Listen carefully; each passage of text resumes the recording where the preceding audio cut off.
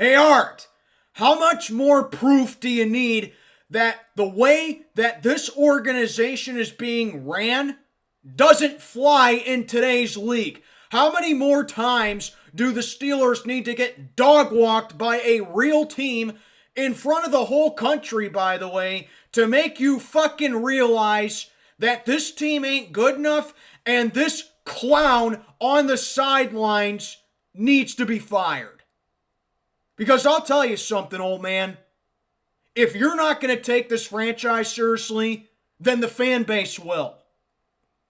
And I applaud the fan base for last night's game, because let me tell you about this this little sequence here. Okay, 26-7, Buffalo just completely obliterates the Steelers effortlessly. CBS game of the week. Not that I'm surprised about it, because I knew that they were going to get destroyed, but it's just the way that this team loses all the time, man. All right, so let's talk about this for a second, all right? So they're down. So the Steelers actually, believe it or not, had a 7-3 lead at halftime, all right? They led 7-3. The very first play of the second half, Aaron Rodgers gets pummeled on a strip sack, gets scooped up, taken in for a touchdown. Buffalo has the lead, and for all intents and purposes, Buffalo never looked back after that.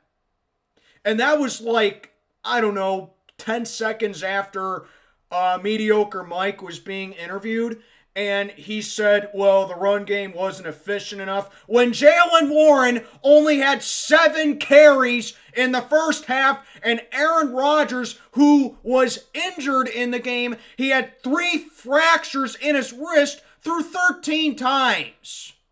13 times. So he gets pummeled on an onslaught by the Bills. He gets plowed to the ground hard. His nose gets busted open. He needs to go to the sideline. Landed hard on the wrist too, by the way. So now he's even more injured than he already was going into the game. Mason Rudolph comes in. And it's the exact same scheme on offense. They literally ran the offense the same way with Mason Rudolph as if Aaron Rodgers was still in there. And you mean to tell me that this is a sustainable offense? You mean to tell me that this is the type of offense that can win in today's league, and this is the coaching staff that's going to lead this team to a playoff run or even a Lombardi title? You are full of shit, man. And guess what the fan base did? When the Steelers didn't go for it on 4th and 2 and they went out there and punted, the fans booed. The fans booed. Rightfully so. So like I said at the beginning, if you're not going to take the organization seriously and you're not going to put your foot down and say, hey, I've seen this too many times before, I need to start taking some action, I really need to take action here. If you're not going to take the franchise seriously, then the fan base will. Booing the team on 4th and 2 when they were punting and didn't go for it, because at that point, you're down multiple scores. Now you can't run the ball because the Steelers' bread and butter was, we're going to stop the run while we run the ball down your throat. Yet you got taken out of that strategy in the first play of the second half. Because now you're having a 42-year-old quarterback who has 3 broken bones in his wrist throw the ball and try to win you the game. Mason Rudolph, I don't know how the fuck he overthrows a 6'7" tight end in Mount Washington and leads to an interception. I don't know how that's possible. Oh, wait a minute. I know how it's possible. Because it's pistol, shotgun, low risk, low reward, screen passes every single fucking time this offense is on the field. And when stuff does work, like attacking the middle of the field with your tight ends, like getting Kenneth Gainwell involved, like the fake tush push last week against the Chicago Bears, they get away from it. They abandon it. They say, nope, that's all we got to do. We found something that works. Now let's just try something else. If it ain't broke, don't fix it. this team has no football IQ whatsoever. The fan base booing the team. When was the last time that you ever heard Steeler fans booing their own team at home when they were punting? When was the last time you ever heard Steeler fans booing the team at home? I can't tell you. Booing the team, 4th and 2, and how about... This is what really made me lose my mind here about last night's game. It's what really made me lose my mind. You are down 23-7 in the 4th quarter. And Heinz Field plays Renegade, down 23-7 in the 4th quarter. And the second that song got played, the fans rightfully booed it.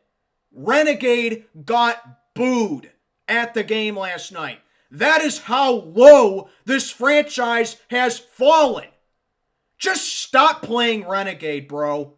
Stop playing it. It does nothing. No, you know what? I'm wrong. It does do something. It helps out the other team.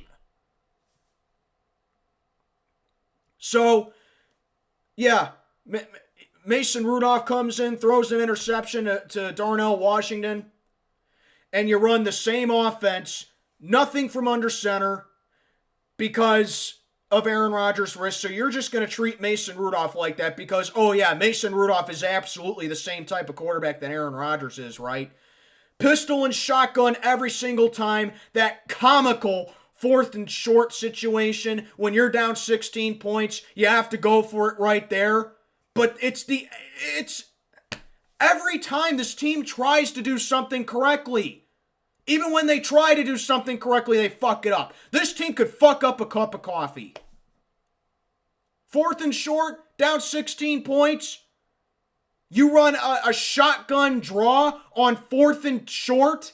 Pretty much 4th and ball game. 4th and season, no less.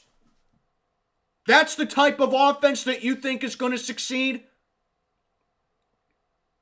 And you ran it with Kenneth Gainwell, and he got stuck. Buffalo is not falling for it on shotgun. They're not falling for it on the play actions. 87 total yards of offense in the first half. And the only reason that you even got a touchdown is because you punctuated off of a Buffalo turnover. Bills had 2 turnovers in the first half. And Sean McDermott, unlike Mike Tomlin, was like, you know what? If we keep playing like this, we are going to lose. Even though we had 3 extra days of rest, we're going to lose if we keep playing like this. And guess what Sean McDermott did? He made adjustments.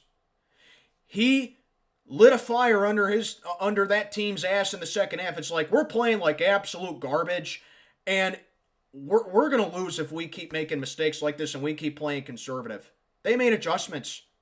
They started running the ball. And as a result, the highest paid defense in the league, most expensive defense in the league, allowed the most rushing yards in Heinz Field history.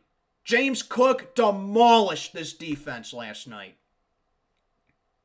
And what did Mike Tomlin do in the second half? Oh, well, we're up 7-3. You know, we got it. We got this in the bag. You know, the Bills are just going to keep turning the ball over. This is just like the Colts game from about a month ago or so. We don't got to do anything else. Let's just have A-Rod or Mason or who. I don't think he even knows who the quarterback is at this point. But yeah, let's just be conservative. And wouldn't you know, he says the run game wasn't efficient enough because he doesn't know what a fucking run game is. Okay? So, like, if the run game is not being efficient enough, Mike, and you need to get a run game going, and you get the ball to start the second half, why are you running a play-action pass to start the second half? Do you know who the opposing QB is? The reigning MVP. Keep Josh Allen off the field. Keep James Cook off the field. This is a balanced Buffalo offense here, and you have the lead. Get a fucking run game going. Nope. Play action pass. And it wasn't even a bad decision in hindsight. It was doomed from the start. The strip sack and the fumble return for a touchdown was just the cherry on top of it. This is how you respond having a lead.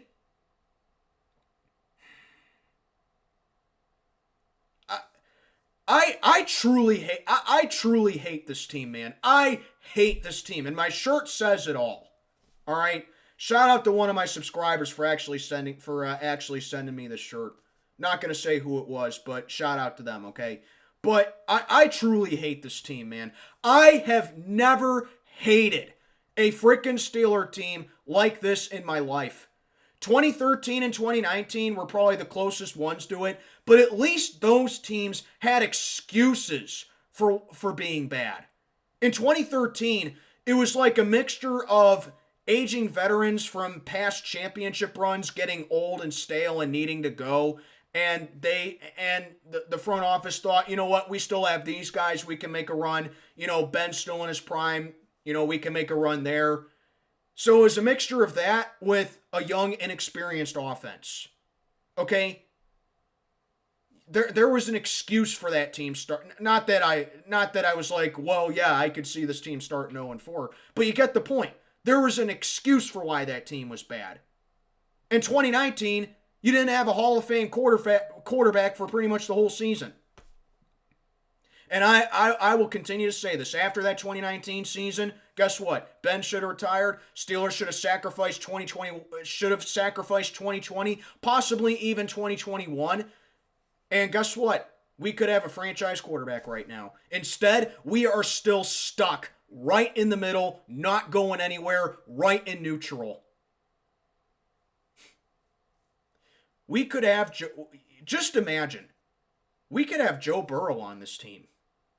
We could have Jaden Daniels on this team. We could have Bo Nix on this team. We could have Drake May on this team. Hell, we could even have Sam Darnold on this team.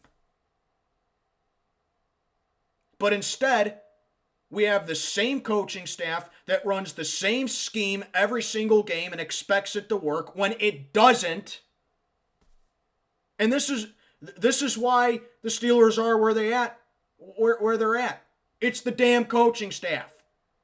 And our owner, who I hope was at the game last night because he would have heard the fans booing the team when they didn't go for it on fourth down.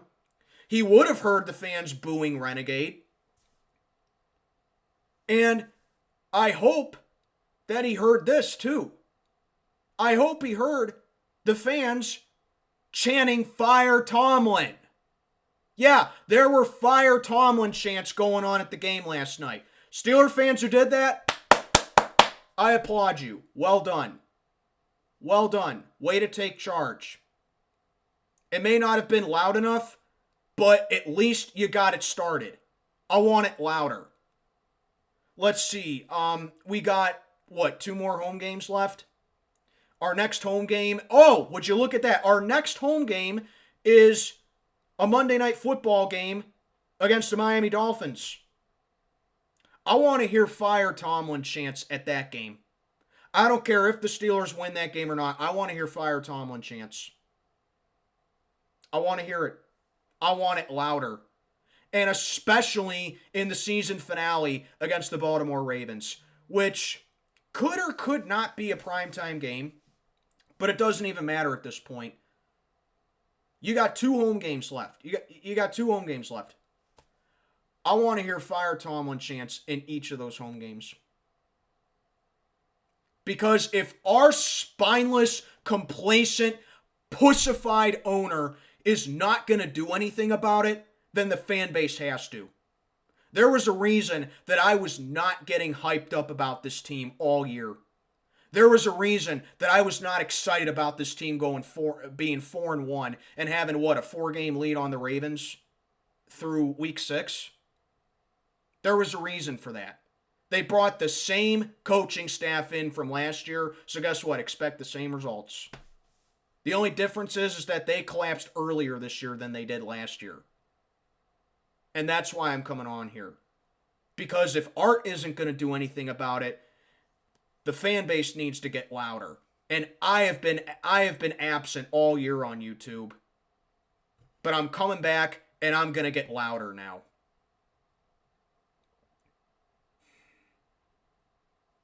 I freaking hate this team. I really do. And we got the Baltimore Ravens next week. Oh, goody. We go to Baltimore next week to play the Ravens. I mean, I don't need to tell you how I feel about the Ravens. I don't need to tell you. I say it all the time. But you know something? I hate this particular Steeler team more. You are... Oh, my God. You are... And the Ravens are going to be coming in that game pissed off because they had an atrocious Thanksgiving night against the Bengals, okay? So they're going to be coming in pissed off in that game, on 3 days rest, staying at home, taking on this trash-ass, pathetic, worthless, lifeless Steeler team. The last 2 times you played the Ravens, you lost by you lost by 2 scores both times. Who's to say Baltimore doesn't, smack you around by, 30 or something, you know? Baltimore's coming in that game pissed off. That's a fucking loss, so you're going to be 6-7. Like I said, probably the only 2 winnable games that you have left are Miami and Cleveland. But hey, guess what? The Dolphins actually have a little spunk going on. They're slowly chipping their way back up to being 500. They're 5-7 right now. And they got off to an atrocious start, but they have kind of figured it out a little bit over the past couple weeks. I'm not even taking the Dolphins lightly. They could very well come into Pittsburgh and beat us in primetime and end the home winning streak on Monday Night Football. I'm not even sleeping on them. Detroit, fucking forget about it. That's going to be like a 52-0 loss or something like that. You're not beating Detroit. And then, yeah, obviously you got the Ravens in the season finale, which even if they do rest their starters, I ain't sleeping on because you got smacked around silly by their backups in the season finale of 2019 with your playoff hopes on the line. Then you got the Browns in Week 17. Guess what? You can't beat the Browns in Cleveland no more, so I'm not even sleeping on the Browns either. I mean, that's how low this franchise has fallen. And look, it's not that I can't deal with losing, okay? I can deal with losing, okay? I can take a loss. I can. Lord knows, being a Pittsburgh sports fan, being a Steelers, Pirates, and Pens fan, I mean, yes, obviously I've seen a lot of winning, okay? I've been blessed with 5 championships in my lifetime, okay? I've seen the Steelers win 2 Super Bowls. I've seen the Pens win 3 Stanley Cups, okay? So Lord knows I've been blessed with a lot of winning, being a Pittsburgh sports fan. But guess what? I have also seen a lot of disappointment, and I have also seen a lot of losing, being a Pittsburgh sports fan. I can take a loss. And it's one thing if the Steelers lose, but, the defense shows up, and they limit Josh Allen to, 150, 200 yards passing. You know, they actually kind of play up to the reputation and the moniker of being one of the most elite defenses in the league and the highest fucking paid defense in the league. All right? They held Josh Allen to having a mediocre day. Sacked him a couple of times. There was no fucking pass rush whatsoever again. And the Bills were completely undermanned too, so don't give me the injury excuse. And our fucking strength and conditioning coach needs to get the fuck out of here, man. How many injuries did the Steelers have last night? This team is fucking soft. Anyway, don't give me the injury excuse. Buffalo had a lot of injuries too, and they still smacked you around. But yeah, it'd be one thing if, the defense showed up and the offense was just sputtering because the Bills were just playing tough defense. It'd be yeah, it sucks that we lost, but at least the team fought back, and at least the team tried. This team doesn't even try. They just lay down and die. So, it's one thing to lose and feel good about a loss, but to lose and make 0 adjustments, 0 change, take 0 accountability, and do nothing about it and keep basically trying to peg the square peg in the round hole week after week after week when you lose the same way week after week after week after week and you get outplayed week after week after week after week. You get outsmarted week after week after week after motherfucking week. Try something different. Nope. We're going to keep the same thing. Let's keep running play action. Let's keep going pistol. Let's keep going shotgun. Let's keep the screen passes up. Let me tell you guys something. In 2004, in Big Ben's rookie year, guess what? Bill Cowher said himself that Big Ben wasn't anticipated to be the starting quarterback all year that year. He was going to roll with Tommy Maddox. And wouldn't you know, Tommy Maddox gets injured in week 2 against the Baltimore Ravens. Big Ben comes in. And that lit a spark in the offense right there. And the Steelers kept winning. Yeah, the defense was amazing in 2004. Don't get that wrong, okay? But guess what? Big Ben lit a spark with the offense that year. You know what Bill Cowher did? Pulled Ben aside, and he's like, guess what, kid? We're winning games, and you're balling out. You're playing really well, and you've injected life into this offense. So you know what I'm going to do? We're going to adjust the offense to work around your capabilities and your style of play so that way you can be as successful as possible with this offense. And the sky's the limit. And wouldn't you know it, Bill Cowher fucking made adjustments with a rookie quarterback in Big Ben, and the Steelers went goddamn 15-1 that year. Mike Tomlin and Arthur Smith, they think Aaron Rodgers and Mason Rudolph are the same person. And they're like, nope, I don't care what your reputation is. We're going to run this same scheme because that's all Arthur Smith knows. He don't know how to run the ball. He don't know how to use his tight ends. He thinks he knows how to, but he doesn't. I don't know what else to tell you. You're up 7-3 at halftime. You make no adjustments once again. Outcoached once again. Dog walked by an elite team once again. Embarrassed at home in front of the fan base. A downpour and serenade of boos going on with the fans. Rightfully so. Shit, if I was at the game, I would have booed him just as much as well. And I would have joined right in with the Fire Tomlin chants. See, like, I don't even need to go outside the organization to give you an example of how coaching matters. Okay, because I've sat down here for weeks on end and talked about New England. I've sat down here for weeks on end and talked about Philadelphia, Kansas City, Seattle, LA. I've talked about those teams. I just gave an example in-house because the Steelers did it with Bill Cowher. You know, I cannot, for the life of me, I cannot name another person who has a safer job than Mike Tomlin does. I cannot. I would probably think Patrick Mahomes or Andy Reid, but I have confidence that if either of those guys were holding the Chiefs back, I have confidence and faith that the Hunts would move on from them if they felt like they were holding the franchise back. Tomlin has the safest job in the NFL. I cannot name another person whose job is in danger more than his is. Or a person whose job is safer than his. I'm sorry, I misspoke. But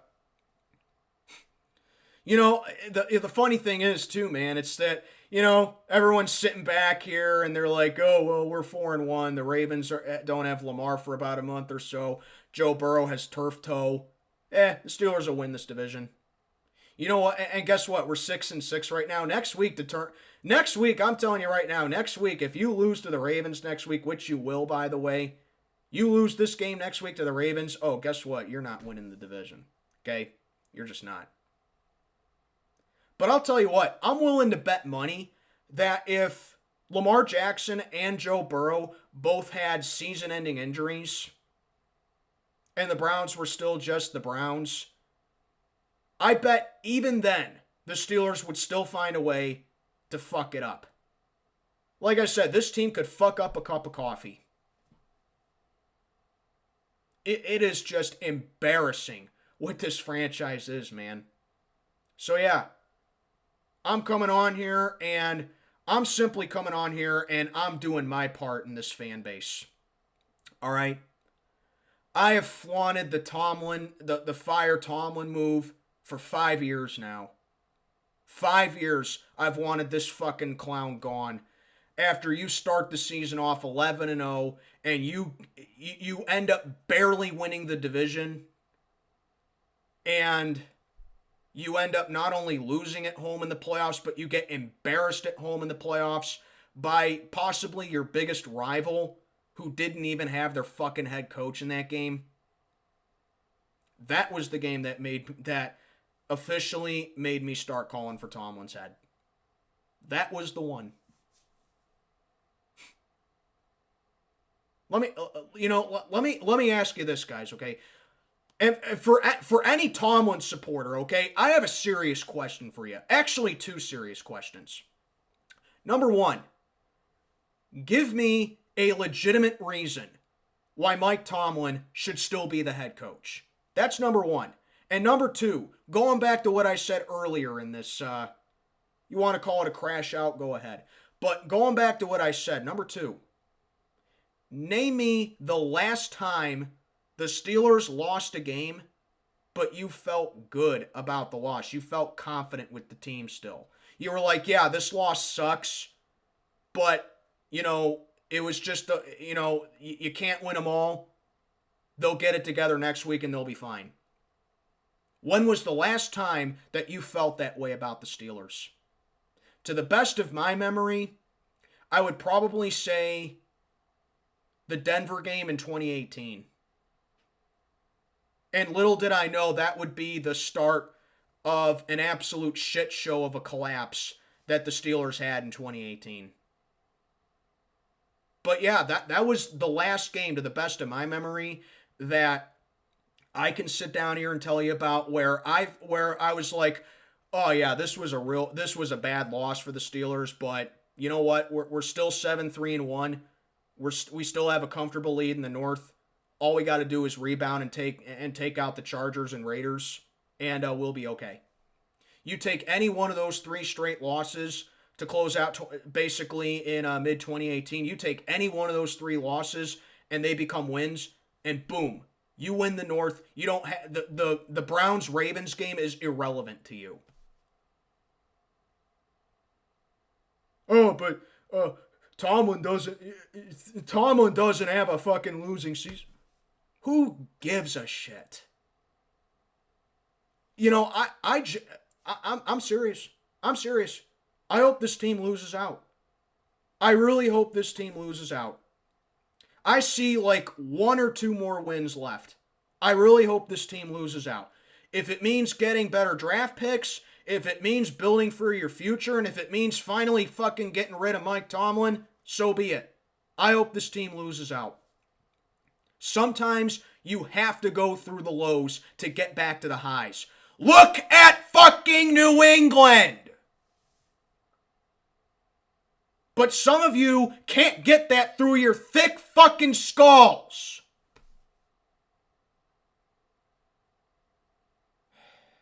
Anyway, I've gone on long enough. Fuck this team. Fuck Mike Tomlin. Fuck Art Rooney II. Fuck everything about this team this year, man. I'm done.